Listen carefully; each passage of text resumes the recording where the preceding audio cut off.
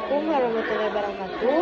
Perkenalkan, nami abdi Safa Umila Putri di kelas 10-11. Abdi bade ngadongengkeun dongeng yang kabudilaya. Dumasar kana carita anu sumberna di masyarakat setempat, ngaran Mangku Bumi teu bisa dipisahkeun tina carita yang kabudilaya. Anu maksud itu gede.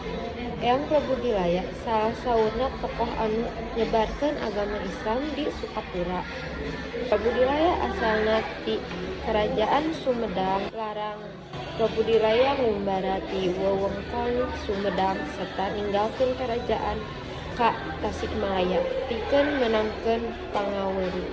Dina niat jeung ngalenyepan ilmu ieu, Eyang Prabudilaya sering kalibat kana tapa atawa maot geuning mangbulan-bulan.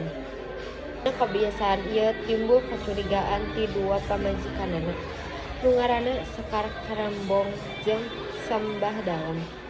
Kecurigaan dua garwana nimbulkeun dakwaan ka Eyang Prabudilaya anu kagungan garwa katilu. Margi salami ngumbaran ka Tasikmalaya teu aya beda.